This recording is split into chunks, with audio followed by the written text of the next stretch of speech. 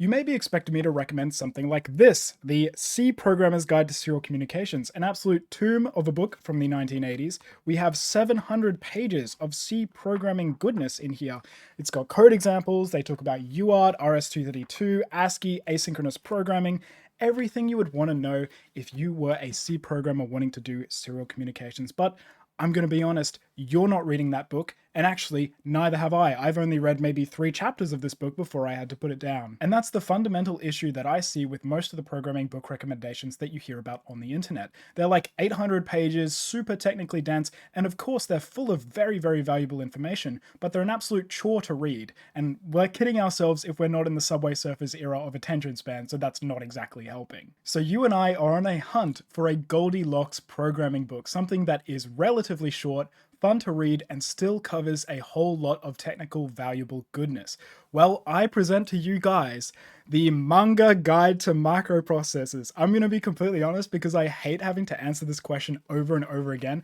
I don't actually read that many programming books, but this one was a joy to read, and it genuinely covers some really interesting information. So I can fully recommend this. I'm going to tell you a little bit about what I like about this.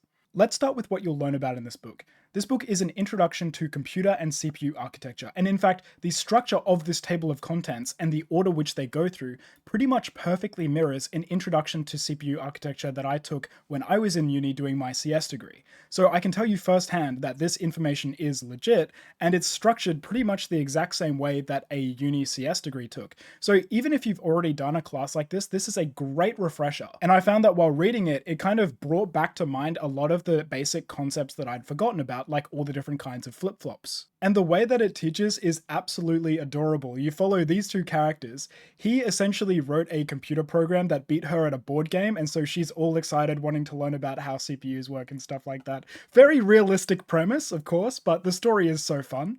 And you can see she makes fun of him all the time for being so excited about computers and stuff. Bit of a self-insert, but you can see here you learn about things like logic levels, binary numbers. This is just one of the chapters, for instance. It starts off pretty basic, but it gets into interesting stuff very quickly. For example, here it's telling us about how programs are stored in memory, and also how the CPU accesses that memory and all about data buses. So if you've ever read on a GPU spec sheet something like 384-bit data bus for the memory or something like that, that's what you'll learn about in this book. If I'm going to get serious and give a little bit of a hot take, I think it's an issue that we've gone so far up the abstraction chain that you can start people out on such a high level language and then they can go through an entire career without ever having to learn the basic elements about how the program is executed by the CPU. So really, this book is so easy to read. Please just read it.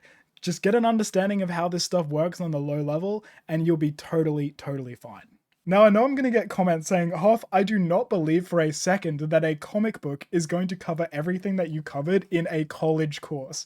So here to prove you wrong is the course outline from when I took this at uni. And here they are side by side. I have highlighted all of the common topics so you can see how much overlap there is. There's the binary stuff, the flip-flops and the memory stuff, the CPU architecture stuff, the orange stuff is about I/O, and the blue stuff is about programming. So you can see right there, we pretty much covered the entire of the college course content in this comic book. So I think the way they teach it, where they kind of layer the fun stuff and then the serious stuff and then fun stuff and then serious stuff, is very effective at keeping you engaged and reading. So really, let's be honest, you're not going to get all of the value from a college course out of a comic book.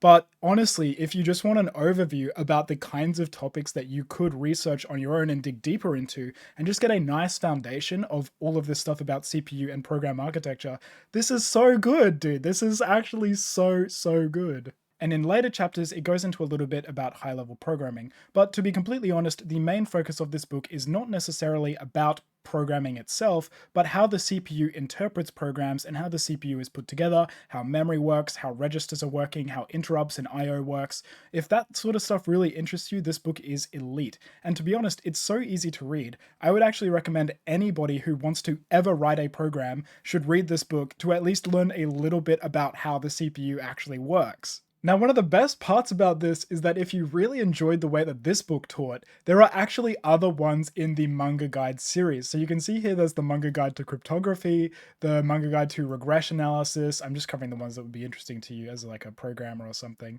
There's electricity, physics, databases, statistics.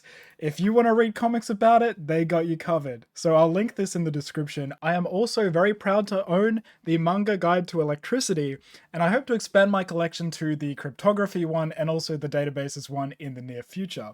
Now, I'll be honest, I didn't think this one was as engaging as the microprocessors one. It was just the way the story was written. But to be fair, like an electricity book with a story is still a very, very rare find, and it was still very enjoyable. So you're watching on YouTube and learning from a guy who knows about CPUs and electricity from manga comic books. I hope that makes you sleep better at night.